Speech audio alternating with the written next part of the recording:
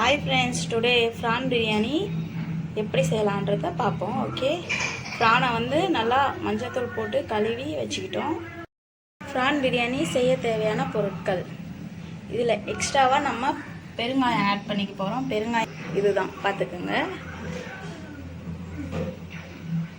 முதல்ல குக்கரில் எண்ணெயை ஊற்றிக்கிங்க, அது கூட கொஞ்சம் நெய் போட்டுக்கோங்க. இப்போ அதில் பட்டை, லவங்கம், கிராம்பு இதெல்லாம் போட்டு ஆட் பண்ணிக்கோங்க. ஆனியன் போட்டுக்கோங்க. ஆனியன் வதங்கிறதுக்கு கொஞ்சம் உப்பு சேர்த்துக்கிட்டிங்கன்னா நல்லா வதங்கும்.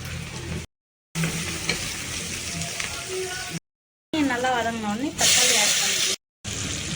அப்புறம் இஞ்சி பூண்டு பேஸ்ட் ஆட் பண்ணிக்கணும். ஏன்னா ஆனியன் கூடவே இஞ்சி பூண்டு பேஸ்ட் போட்டோம்னா அடி பிடிச்சிடும். அதனால் தக்காளி வதங்கினா பண்ணால் இஞ்சி பூண்டு பேஸ்ட் ஆட் பண்ணணும். தக்காளி இஞ்சி பூண்டு பேஸ்ட்டு போட்ட அப்புறம் கொத்தமல்லி, புதினா. இப்போ அதுக்கு தேவையான மசாலா ஆட் பண்ணிக்கணும். லைட்டாக லெமன், பிரான் போட்டு நல்லா இது பண்ணணும். பிரான் போட்டு கொஞ்ச நேரம் கழிச்சு தான் ரைஸ் போடணும்.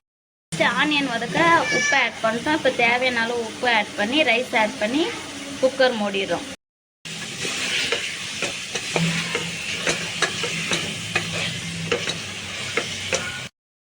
ரைஸ் ஆட் பண்ணிவிட்டு தேவையான அளவு தண்ணீர் ஊற்றிட்டு இப்போ குக்கரை மூட போகிறோம். டம்ளர் ரைஸ்க்கு 1.5 டம்ளர் வாட்டர் ஆட் பண்ணி நம்ம இப்போ குக்கரை மூட போகிறோம். பயங்கரமாக வந்திருக்கு பிரியாணி, செம்மையாக இருக்குது.